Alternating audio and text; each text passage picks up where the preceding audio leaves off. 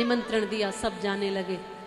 माँ सती को भी लगा कि हमें भी चलना चाहिए, तो उन्होंने भगवान शिव के पास आकर ऐसा मन बनाया, ऐसा भाव बनाया, सोचा कुछ कहें, शायद जाने का अवसर मिल जाए।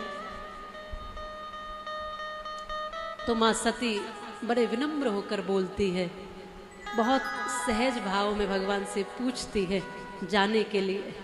अपने पिता के यहाँ उत्सव है, सबको निमंत्रण दिया है दक्ष प्रजापति ने, शिव और सती मैया को कोई निमंत्रण नहीं है। तो आज मन किया माँ सती का कि पूछ ले महादेव से, अगर जाना हो सके तो। बोली सती मनोहर बानी, भय संकोच प्रेम रस सा।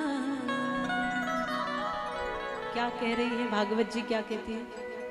प्रजापतिस्ते स्वसुरस्य सांप्रतम निर्यापितो यज्ञ महोत्सवः किल वयं च तत्राभिसरामवामते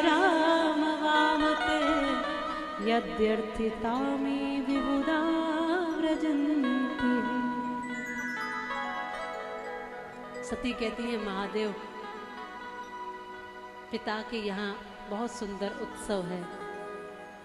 भागवत जी में तो ऐसा कह देती हैं कि आपके ससुर जी के यहाँ उत्सव है, तो चलना चाहिए। महादेव कहते जाना तो चाहिए, पर निमंत्रण आया है? कहा निमंत्रण तो नहीं आया। तो महादेव स्पष्ट करते हैं कि फिर ऐसे में नहीं जाना चाहिए। क्यों?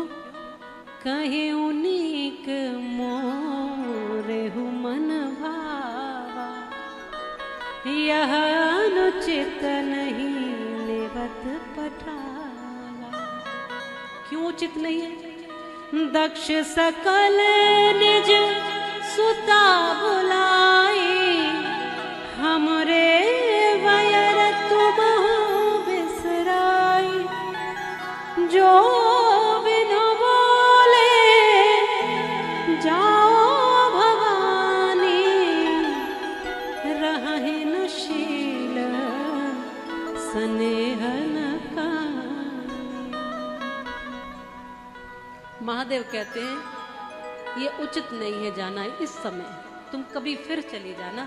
इस समय तुम्हारे पिता बड़े अहंकार में भरे हुए हैं, तो तुम्हारे प्रेम को स्थान नहीं देंगे, तो अब मत जाओ, ऐसा मेरा विचार है। फिर भी सती तुम स्वतंत्र हो, ऐसा मत समझना कि महादेव मना करते। तुम स्वतंत्र हो, तुम्हें जो अच्छा लगता है वो तुम कर सकती हो। ये संवाद है पति पत्नी का। संवाद ऐसा ही हो, संवाद ऐसा ना हो कि पति कहे कि मैंने जो बोल दिया वही होगा।